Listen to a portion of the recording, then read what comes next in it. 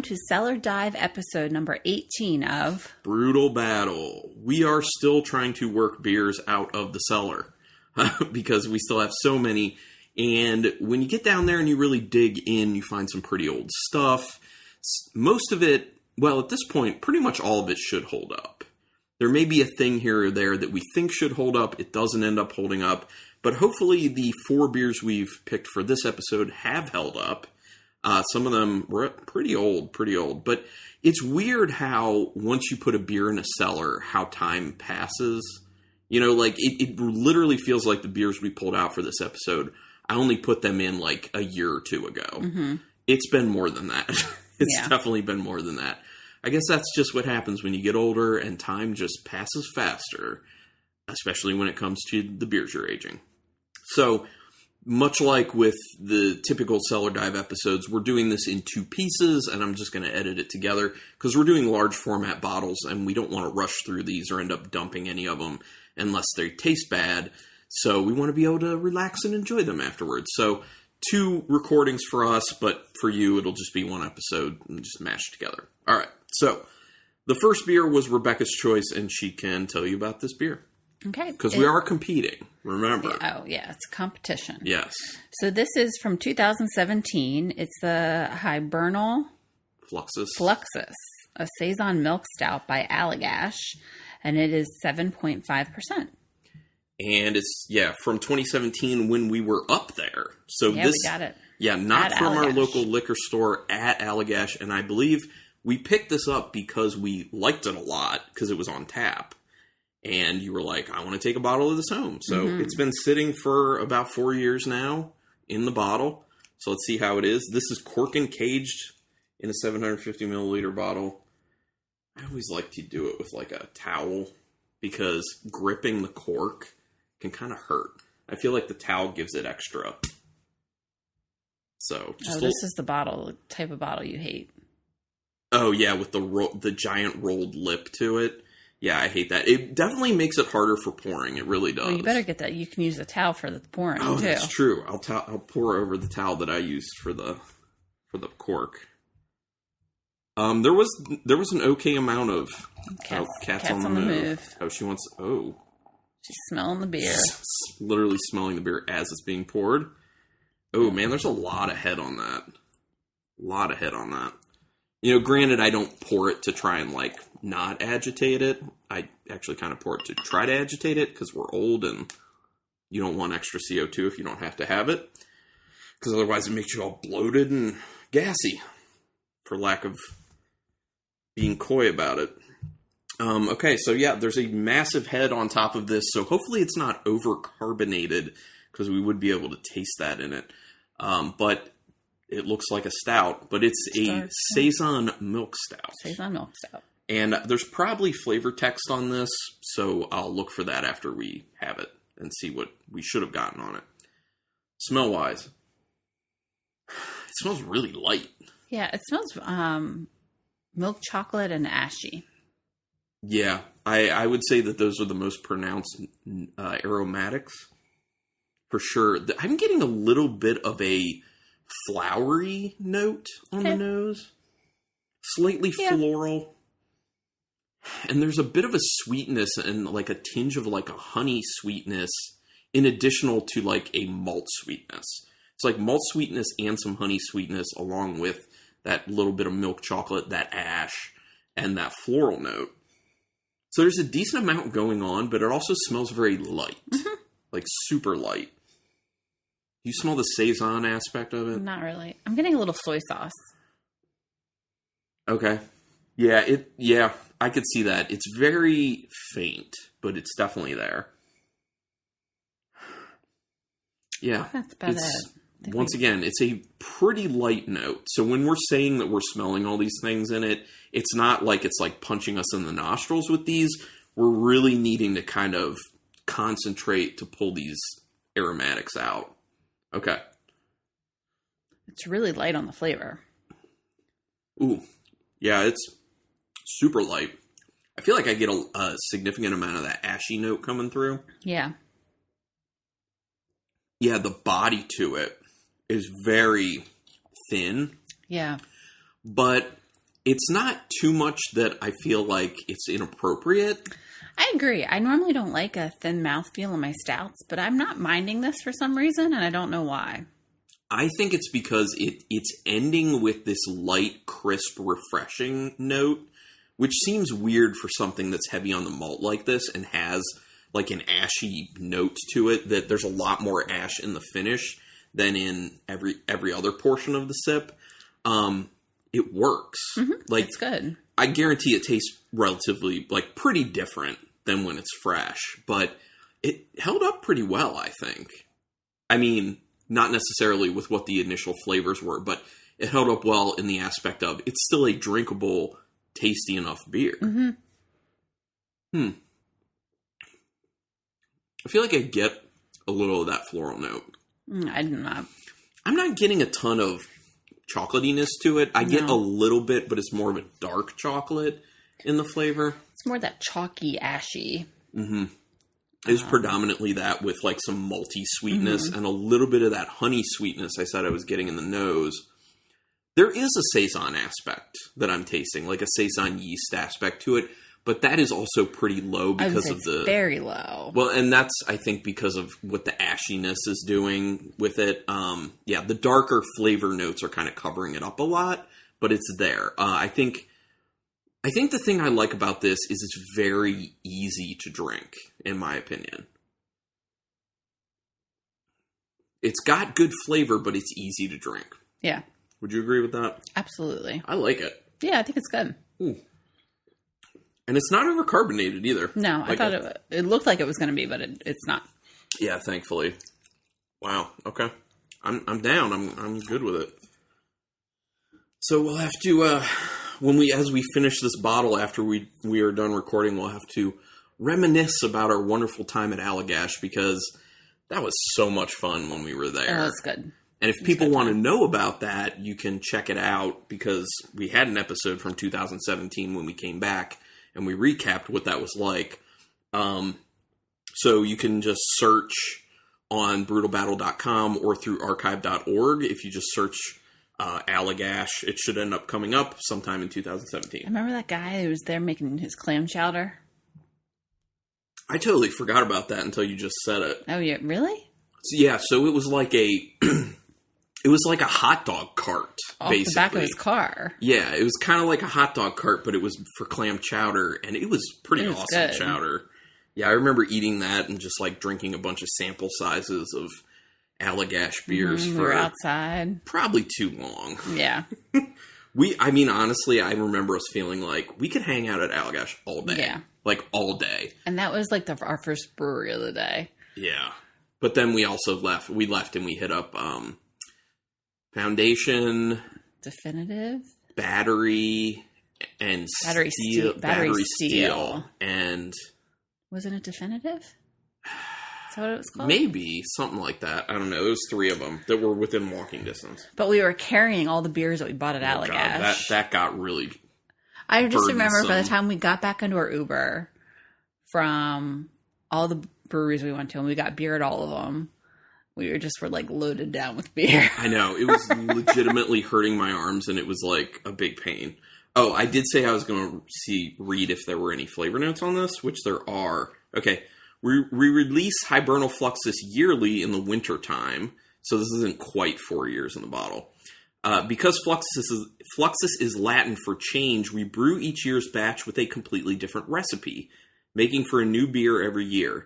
This year's version harmoniously blends 2 different styles, a Saison and a milk stout, making for a silky dark beer with a hint of spice. I guess that's where that kind of floral note was coming from. In appearance, this beer is all stout. Its black body and brown foam are the result of a grain bill containing 2-row malted barley, multiple roasted malts, Munich malt, and local oats from Aurora Mills and Farm.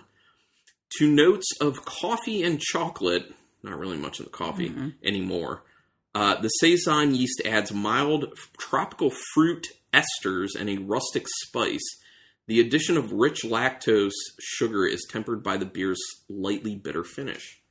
A lot of those notes did not remain. Yeah. But it still tastes good. So, Okay, so my first beer, is by a brewery I don't think we've ever had on the podcast before, and they are Hangar 24 Craft Brewery, and they're out of Redlands, California.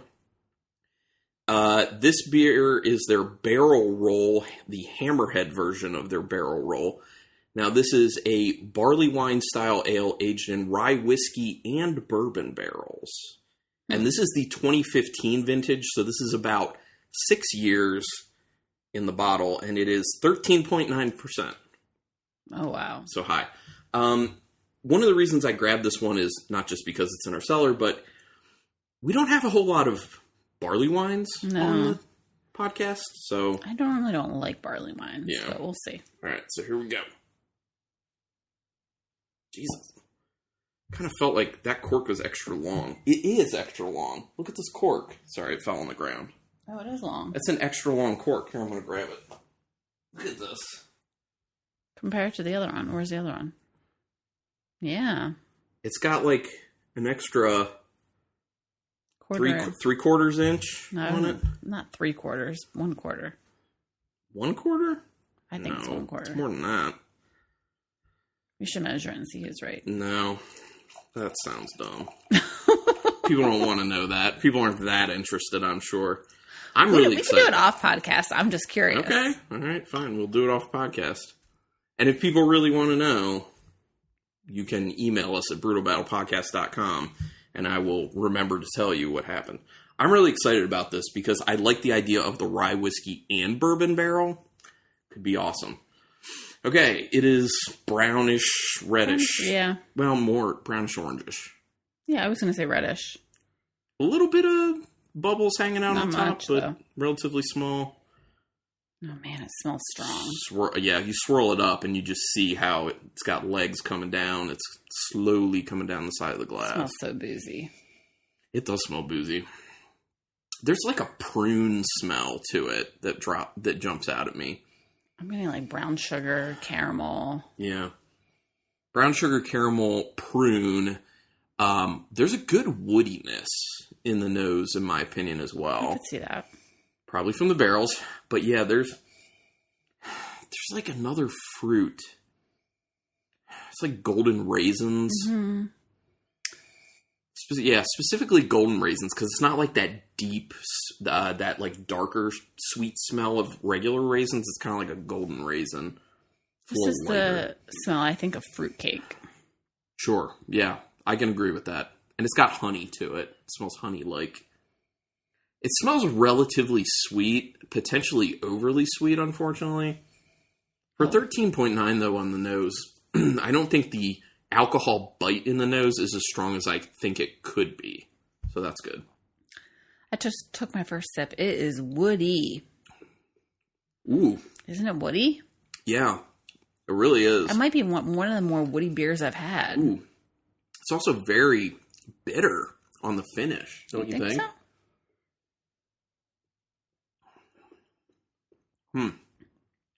I can tell. There's a lot of wood. Yeah, it's so woody. It's like I'm drinking splinters, basically. Yeah. It's kind of the big characteristic. And I taste the booze. I definitely can tell it's super boozy. I wonder if a large part of that like heavy woodiness is just coming from the age factor on this beer. If maybe it would be more vibrant with kind of like the brown sugar and maybe some vanilla notes and stuff like that if it was younger. Mm-hmm. If we drank it fresher. Yeah, it's very woody. Pretty sweet. Mm-hmm. Pretty boozy. Gotta be honest, I'm not sure I'm really feeling this. It's got a very serious bitter finish too. Yeah, it's not a lot going on. It's kind of just the wood and the bitter. And there's some boozy, and there's a little, booze. And it's a little sweet. Yeah, no, it's definitely sweet, but it's coming off as like a honey sweet. There isn't it's not like a nice malty sweet or anything like that. I don't really care for it. Yeah, I don't think it's really aged well. Let's be honest. I don't think it aged well. So round one, I won. We're not doing it in rounds. It's as a whole, but well, I know what your other beer is you picked, so you're probably going to win. because that one should be quite good. But okay, well, without much ado, we'll just move into beer number 3. Own. And it is just says malt beverage aged on Palo Santo wood. Yeah, and I think we've talked about this before, that like different states have different rules as far as how beverages are categorized, and I think Delaware probably, I don't know if it's still that way, but at least when this was brewed, this particular bottle was brewed, that if it hits a certain ABV, it has to be called malt beverage and can't be called beer. I can't, and this is 2016, is that what I said? January, sometime in January in 2016. Actually, it says it's a brown ale. Yeah. And obviously this is done in Palo Santo wood tanks that we've actually talked about on the episode where we were doing our recap of going to Dogfish Head and interviewing Sam Calagione, which you can search for on our website or through archive.org. So just put in Sam Calagione or Dogfish Head, you'll find it. But, so this is like 5.5 years basically in the bottle. So hopefully it's good. Dogfish Head beers, the high ABV ones, do have a really good track history of maintaining over time. Did I say the ABV? I think you did, but if you didn't, 12%. Okay. Yeah.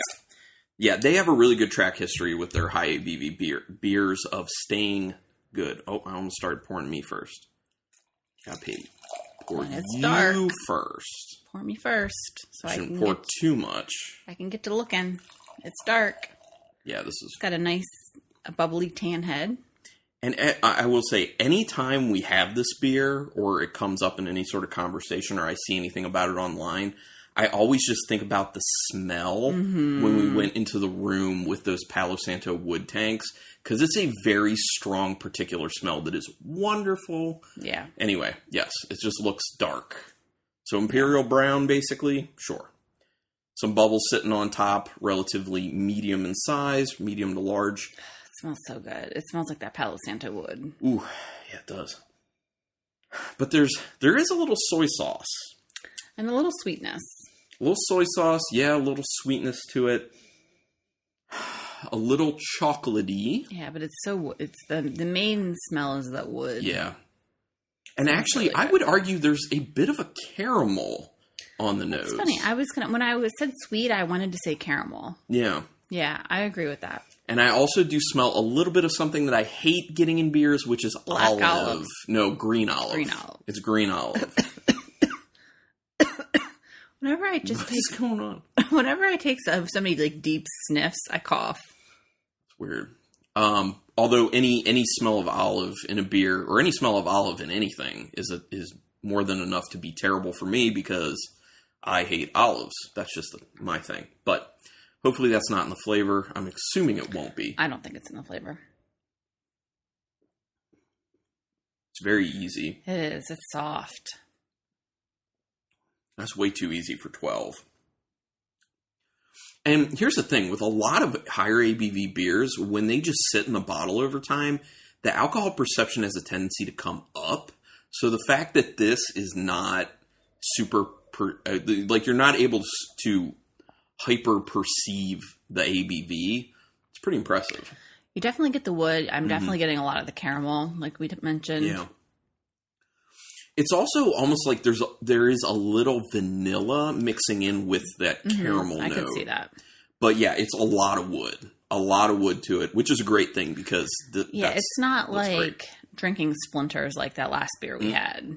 This is a tasty flavor of wood. Right. Well, and if you've ever tasted a beer from Palo Santo wood or smelled Palo Santo wood, then you know that it's a very nice smell. It's a very nice flavor that it imparts on beers.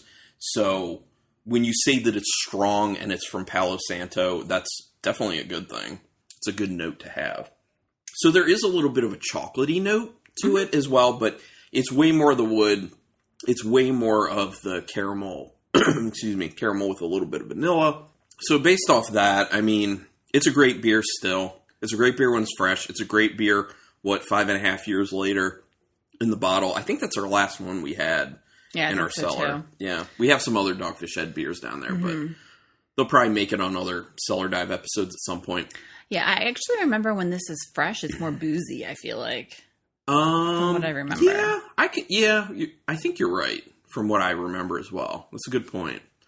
I think based off of your Hibernal Fluxus and your Palo Santo Maroon, unless my last beer is like unbelievably phenomenal, I've probably lost. Also, side note to people, if you hear like rustling around throughout the episode, it's because we gave our cat new tissue paper. She loves to play in tissue paper. So, that's what that noise is. There's never an episode where Chloe doesn't have a little cameo. Yeah, she's always got to be involved and stuff.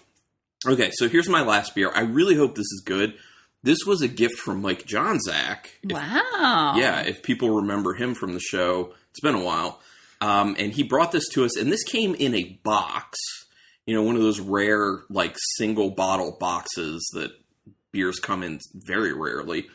And this is by Hof 10 Dormaal, which Hof 10 Dormaal is out of, well, this is imported by 12% LLC out of Brooklyn, New York, but Hof 10 Dormaal, I think, is out of Belgium initially, or originally.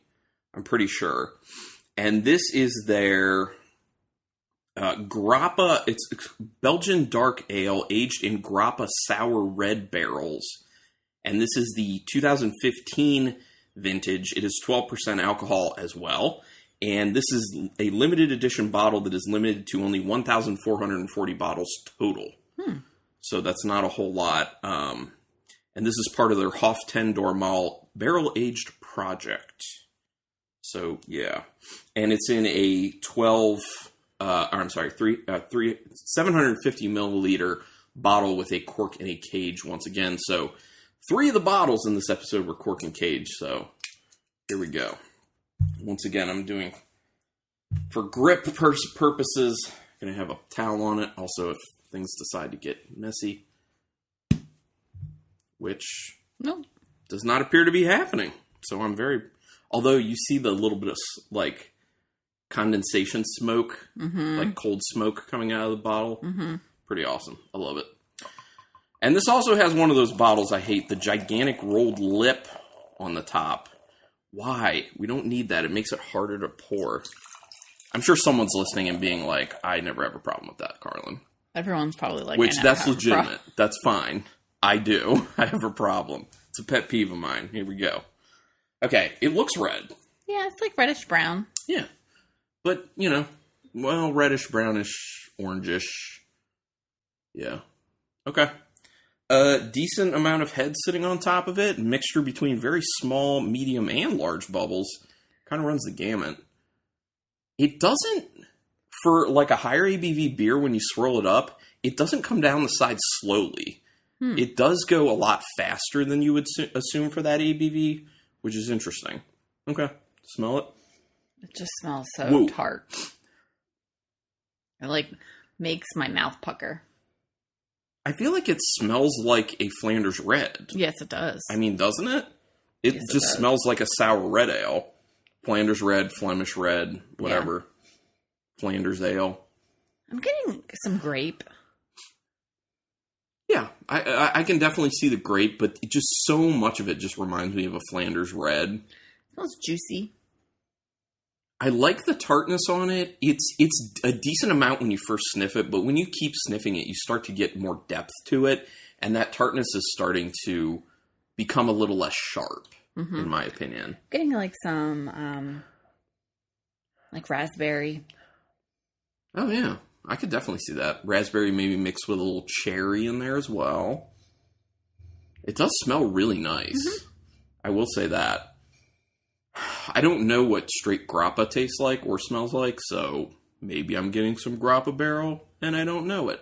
I do smell a little woodiness too, which you usually do get with Flanders Reds, which I think is also part of adding to that me feeling like it's a Flanders Red nose experience. It's a lot more fruity than I thought it would be. Ooh. It's not as tart. No. It's real fruity. Yeah, that's like a medium-low tartness. It's not like super low, like the tartness is there, but it's also not very aggressive. It's a lot lighter than in the nose, Yeah, and it lets those fruit notes kind of take the lead and really, really shine, like that little bit of raspberry mixed with a little cherry. And that tartness is imparting a slight bit of lemon. Mm-hmm. I think it's good. Yeah, it's good. I do like it. I didn't think I was going to like it, but I do. That's really good. It's really easy. Very flavorful, yet easy. It kind of reminds me of, in a way, the same with the Allagash Hibernal Fluxus, where it's a darker beer, but it's also very easy but yet flavorful. Mm-hmm. Yeah, I really like this. Mm-hmm. This is really good. Do you get any grapey, anything? Because maybe I do. I get a decent amount of wood. I will say that. Like I was saying, there's a decent amount of wood in the smell. There is a decent amount of wood in the flavor too. But I like that because I think it's going really well with the bitterness that's in the end, which is low. And the tartness, it kind of like helps with the tartness, I feel like. I feel like I am getting some grape. Yeah. Yeah, like a little white wine type character. Okay. This is good. Mm-hmm. I really enjoy that. Are we ranking these? I did. I think there's some extra info on this bottle, actually. I just want to read it real quick. Experience with us the wealth of European fine ales and spirits in a new way. The sourness of our own sour strain and the sweetness of the grappa give an excellent combination to degustate? Degestate? Is that a state of digesting? I don't know. Aged for 14 months, apparently. Okay. Yeah. So over a year aged before it went into the barrel, or before it went into the bottle. So this is, 6 years in the bottle and 14 months. So it took a long time. This beer has been around. Yeah. It's really been around. Okay, so ranking for me is going to be a little... I think I know what I want to do, though. I think I'm ready. Okay, go ahead. So, I'll first say I think you won. I think so, too. I think you won overall. And the main reason being, my number 4 is the barrel roll. The barrel roll, number 4, Hammerhead by Hangar 24 Craft Brewery, which is the barley wine style ale aged in rye whiskey and bourbon barrels. It's too old. It didn't hold up over time. It's mainly just wood and weird sweetness. Like gross wood. Yeah, it's not that great. My number 3, tasting good and very light. Even though it doesn't taste like it's supposed to fresh, it still tastes good. The Allagash Hibernal Fluxus, which is the Saison Milk Stout. My number 3 is going to be the Dogfish Head Palo Santo Marron, which is the basically Imperial Brown Ale aged in Palo Santo wood. And then that means my number 1 is the Hoff 10 Dormaal Belgian Dark Ale aged in Grappa Sour Red Barrels from 2015. That's really good, and I didn't expect it to be as restrained as it is, and as fruit-forward as it is, as Rebecca pointed out. So that's my number 1. Very impressive. Okay. I'm similar. Okay. Number 4 is the barrel roll. Yep. Number 3 is the Hibernal Fluxus. Yep. Number 2 is the Grappa Sour Red. Okay. And my number 1 is Palo Santo. Yeah. I kind of figured that's the way you were going to do it. And I will say, for me, it was pretty close between the Grappa Barrel Sour and the Palo Santo, because they're both really good. So, yeah, I'm excited to finish these two off. Yeah, it'll be good. Yeah, very, very into that. So, we're taking things out of our cellar more and more, so we may be doing more of these cellar dive episodes because we're really trying to work that down, because we don't want to end up with many instances like we had with that barrel roll, where I feel like we just held it too long. So I really don't want to have too many beers that we're holding any longer. So, we got to work this stuff down, so you may be getting more of these episodes. But thank you, everyone, for checking these out. We do appreciate it. Real quick, do us a favor, rate us and review us on whatever podcatcher you use. iTunes helps us the most. You can check out the website and back episodes, brutalbattle.com, or just by searching Brutal Battle on archive.org, because that's where we host our files. You can follow me and Rebecca on Untapped. I am Carlin C. or Carlin Cook. She is Rebecca C. I'm on Twitter I'm just at Brutal Battle or Carlin at Brutal Battle on there. Word of mouth is a huge thing. And then Instagram, Brutal Battle Podcast. Okay, so that's all the stuffs. Thank you everyone for checking this out. We're going to enjoy finishing these beers. And until next time, keep it brutal.